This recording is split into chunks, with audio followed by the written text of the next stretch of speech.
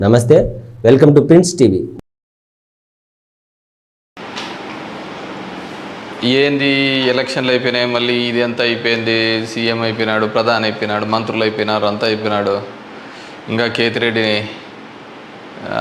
ఇంకా ఏంది చెప్తున్నాడు ఏందని. సరే, ద బ్యూటీ ఆఫ్ డెమోక్రసీ, ప్రజాస్వామ్యం వర్ధిల్లాలని పెద్ద పెద్ద స్టేట్మెంట్లు ఇస్తూ ఉంటాం. అతిపెద్ద డెమోక్రటిక్ నేషన్ అని చెప్తూ ఉంటాం. కానీ ప్రతి చోట కూడా ఏం జరుగుతుంది, ఏం జరిగిందని నేను 2014లో చూసా. దొంగ ఓట్ల ఎక్కించుకునే కార్యక్రమం, దాని మీద విపరీతంగా ఫైట్ చేయడం జరిగింది. తర్వాత దాన్ని ఆధార్ కార్డుతో లింక్ చేయాలని తీసుకున్నారు, కానీ మ్యాండేటరీ కాదు అనేది కూడా ఒక లింక్ పెట్టి తీసుకున్నారు. ఎందుకంటే మనకు అలా దరిద్రం ఉంది. గ్యాస్ సిలిండర్లు కావాలన్నా ఆధార్ కార్డుకి లింకు కావాలా, లేకుంటే ప్రతిదానికి ఆధార్ కార్డుతో ఉండాలి అని చెప్తారు. కానీ ప్రజాస్వామ్యాన్ని నిలబెట్టేది మాత్రం ఆధార్ కార్డుతో మ్యాండేటరీ కాదు అని చెప్పి ఇచ్చినారు. మరి మిగతా దానికందరికీ మ్యాండేటరీ ఎందుకైందో, దీనికి ఎందుకు ఖచ్చితంగా ఇవ్వాలి అనేది మాత్రం మరి ఆదేశించలేకపోయినాయి. సరే, వాటి మీద దొంగ ఓట్ల మీద అదేవిధంగానే ఇప్పటికీ కూడా ప్రతి నియోజకవర్గంలో 10 నుంచి 20,000 30,000 వరకు దొంగ ఓట్లతోనే ప్రజాస్వామ్యం గెలుపోవటంను డిసైడ్ చేసే పరిస్థితులు ఉన్నాయి. కానీ నన్ను ఎట్లాగో ఎలక్షన్స్ అయిపోయినాయి, ఓడిపోవడం జరిగింది. కానీ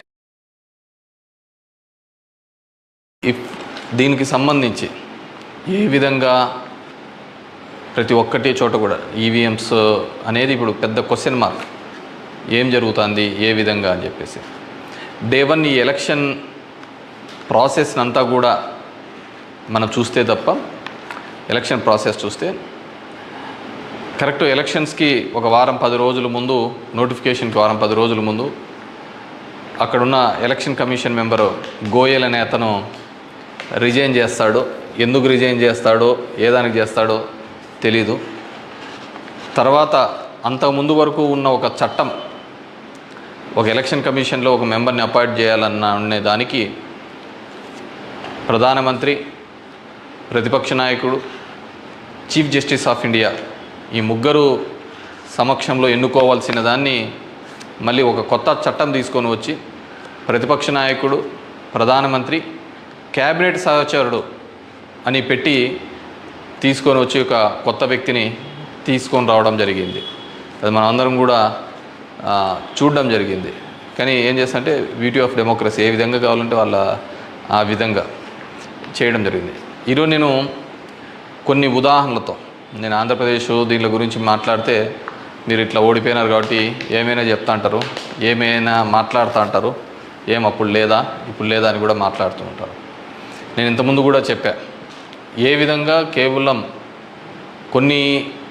ఒకటి మాత్రమే ప్రశాంత్ కిషోర్ ఏ విధంగా చెప్తాడు, కేకే సర్వే అనే వాళ్ళు ఏ విధంగా చెప్తారు, లేకుంటే అశ్విని దత్ అనే అతను ఏ విధంగా చెప్తాడు 160 అని చెప్పేసి. ఎందుకంటే ప్రజల నాడి ఎవరికి దొరకలేదు, అందలేదు అనేది వాస్తవం. అలాంటప్పుడు వీళ్ళు ఏమాత్రం గ్రౌండ్ రిపోర్టు చేయని వీళ్ళకి ఏ విధంగా తెలుస్తుంది. వన్ థింగ్ ఏదైనప్పటికీ కూడా నేను కొన్ని పత్రికల్లో వచ్చిన ఆర్టికల్స్, అదేవిధంగా మిగతా దానిలోకి వచ్చిన ఆర్టికల్స్ని దృష్టిలో ఉంచుకొని మీ ముందు కొన్ని ఉదాహరణలు తీసుకొని రావదలుచుకున్నాను.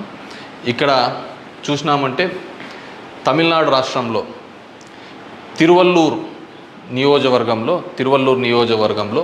ఇది పార్లమెంట్ వైజ్గా నేను చెప్తున్నాను, టోటల్ 14,30,738 ఓట్లు పోల్ అయింటే, కానీ ఈవీఎం మాత్రం కౌంట్ చేసినప్పుడు 14,13,941 ఓట్లు 47 ఓట్లు చూపించాడు. అంటే 16,791 ఓట్లు కౌంటింగ్ చేసిన దానికంటే పోలైన ఓట్లు తక్కువగా ఉన్నాయి తిరువల్లూరు అనే విధంగా. అదేవిధంగా అస్సాంలో చూస్తే 10,760 ఓట్లు తగ్గినాయి. అంటే వీళ్ళు కౌంట్ చేసిన దానికి, వీళ్ళు ఈవీఎంలో ఇచ్చిన దానికి పోలింగ్ అయిన దానిలోకి చూస్తే, పోలింగ్ అయినది చూస్తే 12,40,306 అయితే ఈవీఎంలో కౌంట్ చేసిన దానిలకు 12,29,546 ఓట్లు ఉన్నాయి. 10,760 ఒడిస్సా ధెనకల్ అనే చోట 11,93,460 ఓట్లు ఈవీఎంలలో పోలయింటే ఈవీఎంలు కౌంట్ చేసినప్పుడు మాత్రం 11,84,033 9,427. అదేవిధంగా గుంటూరు మన ఆంధ్రప్రదేశ్లో చూస్తే 14,11,989 పోలయింటే కౌంటింగ్ చేసినప్పుడు 14,04,061 ఓట్లు 7,928 ఓట్లు పోలైన దానికంటే ఈవీఎంలలో తక్కువగా కనపడడం జరిగింది. అదేవిధంగా ఎక్సెస్ వచ్చినాయి, అంటే పోలైన దానికంటే ఈవీఎంలలో ఎక్సెస్ రావడం జరిగింది. ఆ సంఖ్య చూస్తే అస్సాంలో కరీంగంజ్ అనే చోట చూస్తే 11,36,538 ఈవీఎంలలో పోలయింటే ఎంచే టైంకి 11,40,349 అంటే 3,011 ఓట్లు పెరిగినట్టు కనపడినాయి. అదేవిధంగా ఒంగోలులో చూస్తే ఈ 13,99,707కి కౌంట్ చేసినప్పుడు 14,11,174 ఓట్లు. అదేవిధంగా ఒడిస్సా దాంట్లో బలాస్పూర్, మధ్యప్రదేశ్లో మండ్లా, అదేవిధంగా బీహార్లో బుక్సర్, ఇవన్నీ చోట పోలైన ఓట్ల కంటే ఈవీఎంలలో పెరిగిన ఓట్లు ఇవి. అదేవిధంగా ఇక్కడ పోలైన ఓట్ల కంటే ఇక్కడ తగ్గిన ఓట్లు. ఇది ఓవరాల్గా కూడా చెక్ చేసుకుంటే వచ్చిన విషయం.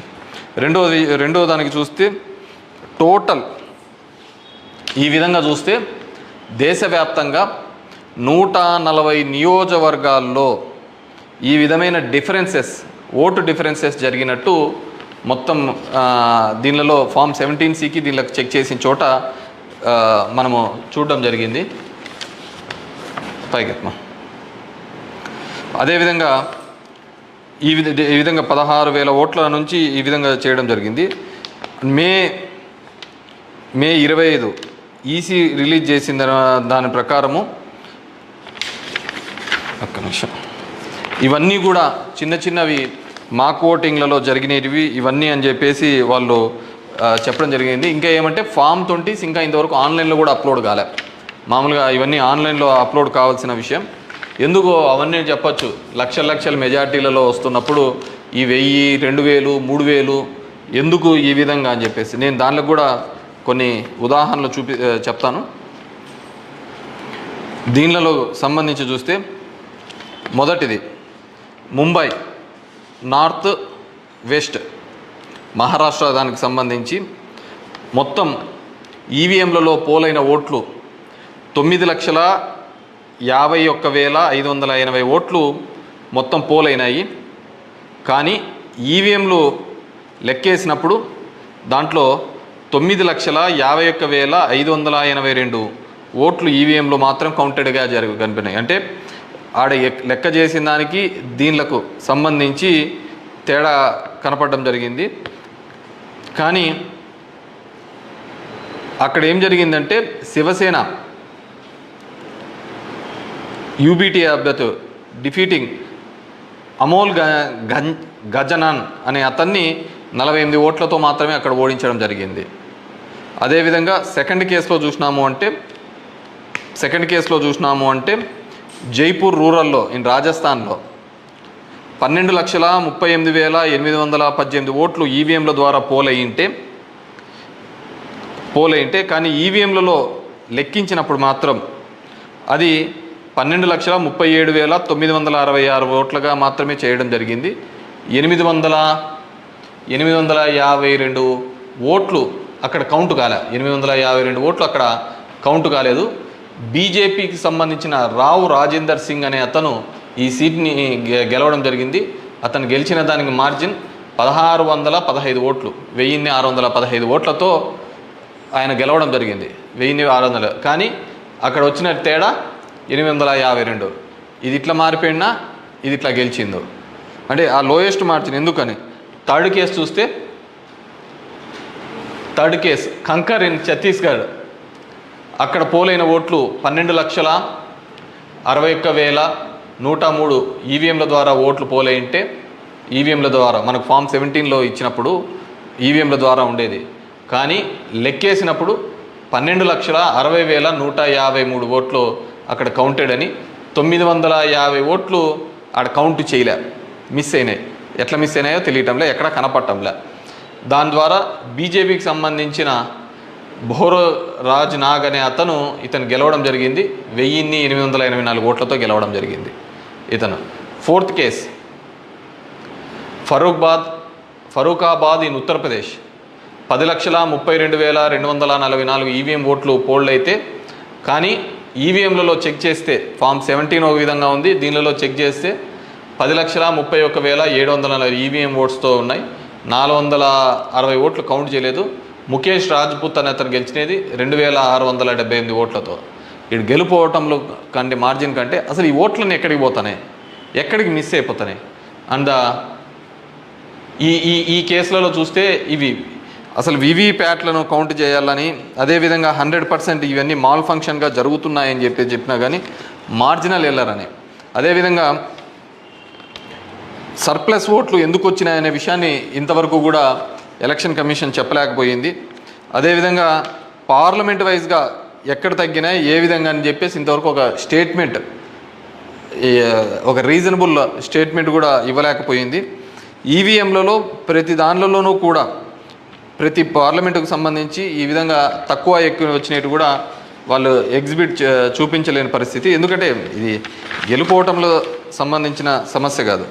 ఎలక్షన్ కమిషన్ ఇంకా ఫామ్ 20 అనేది అప్లోడ్ కాకపోవడం, ఎలక్షన్ కమిషన్ కేవలం ఒక 10 రోజుల ముందు ఎందుకు అతను రిజైన్ చేసినాడు, ఏ కారణాల వల్ల రిజైన్ చేసినాడు, ఎన్నుకునే పద్ధతిలో పాత పద్ధతిని తీసేసి కొత్త పద్ధతి ద్వారా ఎందుకు ఎన్నుకోవాల్సి వచ్చింది, ఎందుకు మిగతా వాళ్ళందరూ కూడా చాలా అర్లీగా ఇది 400 అని ప్రిడిక్ట్ చేస్తూ ఒక భావన చెప్పడం.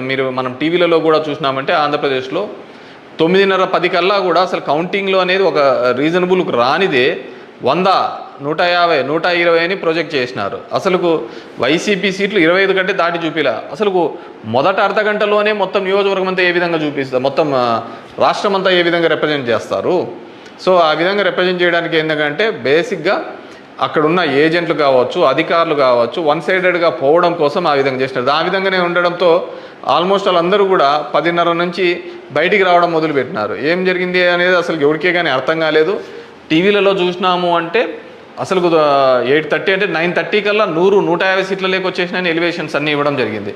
సో ఏ విధంగా మీడియా ఎలక్షన్ కమిషన్ వెబ్సైట్లలో పెట్టలేదు, అక్కడ ఆ విధంగా ప్రాజెక్టు కాలేదు. కానీ వీళ్ళంటూ వీళ్ళే మొదటే చేయడం వల్ల ఏంటంటే దానివల్ల ఏజెంట్లు అక్కడ నుంచి వెళ్ళిపోతారని చెప్పేసి, అదేవిధంగా ఉద్యోగస్తులందరూ కూడా వన్ సైడెడ్గా జరిగిపోతే ఏజెంట్లు అందరూ పోయినారంటే వీళ్ళు రాసుకునేదే రాత అయిపోతుంది కదా. సో ఆ విధంగా అబ్జల్యూట్ మెజారిటీస్ ఇదైతే అంటది. అదేవిధంగా సో ఇదంతా కూడా మనం నిజమైన ప్రజాస్వామ్యంలో దొంగ ఓట్ల మీద ఉన్నామా, లేకుంటే ఈవీఎంలో మిషనరీస్ మీద పనిచేస్తున్నామా, నాకు ఓడిపోయినానని నేను బాధతో కాదుగా చెప్తున్నానని కానీ అందుకే నేను ఆంధ్రప్రదేశ్ స్టేట్ గురించి ఎక్కడ చెప్పలే. దేశంలో జరిగినది వివిధ దీనిలలో చెప్పినది. ప్రశాంత్ భూషణ్ కూడా ఆయన సీనియర్ లాయర్గా కూడా ఆయన కూడా పోరాడుతున్న సందర్భం చూసాం. సో ఇది మనం మాట్లాడకపోతే, ఎందుకంటే మేము ఎక్కడైనా ఊర్లలో పోయినా కానీ, ఊరు నుంచి వచ్చినా కానీ, టౌన్లో కానీ మిగతా వాళ్ళన్నా మేము వేసామని చెప్తున్నారు. మరి వేసింటే ఓట్లు ఎక్కడికి పోయినాయి, ఎవరికి పోయినాయి? ఎక్కడి నుంచో వచ్చి 3,000తో గెలుస్తామని చెప్పేసి ధర్మవరంలో 2 నెలల నుంచి చెప్తున్నారు. ఏ విధంగా ఆ ఫిగర్ అచీవ్ అయ్యి 3 నెలల నుంచి చెప్తుంటారు? So it's a big question mark. So there is completely ఏదో ఒక సెక్షన్లో అయితే మ్యానిపులేషన్ జరిగింది. ఇప్పుడు ఏం చేసేది ఎందుకు కాదు, కానీ జస్ట్ ప్రజలందరూ కూడా మనం అందరం వివేకంగా ఆలోచించుకొని డెమోక్రసీ ప్రజాస్వామ్యాన్ని ఇదే పెట్టుకుంటూ పోతా అంటే మోడీ 3 అవుతుంది, మోడీ 4 అవుతుంది, మోడీ 5 అవుతా ఉంటుంది. ఇంక జనం యొక్క ఓటుకు దాని విలువకు ఎటువంటి విలువ ఉండలేని పరిస్థితి మనం చూడగలుగుతాం. So these are all planned and స్క్రిప్టెడ్గా అంతా కూడా జరిగిందని పూర్తిగా నేను నమ్ముతున్నాను. పబ్లిక్ జనం కూడా అదే విధమైన ఆలోచనలతో ఉన్నాయని నమ్ముతున్నాను. వాట్ ఎవర్ మేబీ నాకు కూడా ఈ 5 ఏళ్ళు కూడా జనాలు మీరు ఇంకా తిరిగినే చాలు, చేసినే చాలు, ఇది చాలు అని చెప్పేసి ఒక బ్రేక్ ఇచ్చినట్టుగా ఉంది. కానీ బ్రేక్ ఇచ్చినా తప్ప నాకు రాజకీయాలు తప్ప వేరేది ఏమీ తెలియదు కాబట్టి డెఫినెట్గా నా గొంతును వినిపిస్తూనే ఉంటాను. అన్ని విధాలుగా కూడా ఎక్కడెక్కడ ఏ తప్పులు జరుగుతున్నా కానీ, అది నియోజకవర్గ వ్యాప్తంగా కావచ్చు, రాష్ట్ర వ్యాప్తంగా కావచ్చు, దేశవ్యాప్తంగా కావచ్చు, ఖచ్చితంగా ఇంకా ఇట్లా కాకుండా నేనేం వేరే వాళ్ళను బూతులు తిట్టేది ఇంకోటి ఆ అవసరం లే. జనాలకు ఎంతో కొంతమంది కన్నా సరే నాకు తెలిసిన విషయాన్ని షేర్ చేసుకోవాలనేది ఒక ఆలోచన విధానంగా అనుకున్నాను. డెఫినెట్గా ఐ విల్ కంటిన్యూ దట్. ఎందుకంటే చూస్తున్నాం అక్కడక్కడ జరిగినవి ఇవన్నీ కూడా. ఐ వాంట్ టు గివ్ ఎన్నుకున్న ప్రభుత్వానికి కూడా వాళ్ళకు కూడా మనం కూడా ఒక 6 months మనం కూడా టైం ఇవ్వాలి. వాళ్ళు ఏం చేస్తారు, వాళ్ళు ఇచ్చిన మాటను ఏం చేస్తారు, ఏ విధంగా కట్టుబడి ఉంటారు అనేది చూడాలి. ఎన్నెన్నో వాగ్దానాలు ధర్మవరానికి ఇచ్చినారు, రాష్ట్రానికి ఇచ్చినారు, చాలా వాగ్దానాలు ఇచ్చినారు కాదు. అవి ఎంతవరకు నెరవేరుస్తారు, లేదు కేవలం కక్ష సాధింపు చర్యలతోనే మిగిలిపోతారా, ఇవన్నిటినీ కూడా కాలమే సమాధానం చెప్తుంది. సో అప్పుడు end of the day who is the best అనే పద్ధతికి మనం అందరం కూడా మాట్లాడుకుంటామని చెప్పేసి తెలియజేసుకుంటూ, ఈ ఈవీఎంస్లో జరిగిన ప్రతి ఒక్కటి కూడా మీ దృష్టికి తీసుకొని రావాలనే ఒక ఆలోచన. నాకు తెలిసిన డిఫరెంట్ పేపర్లలో ఆర్టికల్స్ డిఫరెంట్ వాళ్ళు ఇచ్చిన ఇన్పుట్స్ ప్రకారం నేను చెప్తున్నాను. సో ప్రతి ఒక్కరికి ఓటు హక్కు కల్పిస్తానన్న ఈసీ మరి ఇన్ని టోటల్ ఓట్లు వేసిన దానిలో చూస్తే దేశవ్యాప్తంగా 362 నియోజకవర్గాల్లో 5,54,598 ఓట్లు మిస్ అయినాయి, కనపడటం లేదు.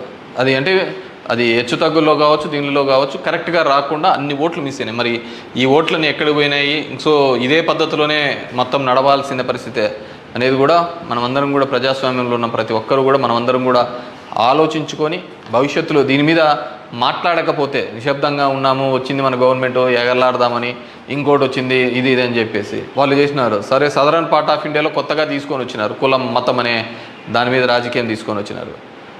కానీ ఇవన్నిటినీ కూడా ఆలోచించాలి. డెమోక్రసీని మళ్ళీ మనమందరం కూడా నిలబెట్టాలి అంటే కూడా ఇవన్నిటినీ కూడా ప్రజలు ఆలోచించుకొని వారి గలం ఇప్పి వారందరూ కూడా వీటి మీద మాట్లాడాల్సిందిగా కోరుతున్నాను. Thank you.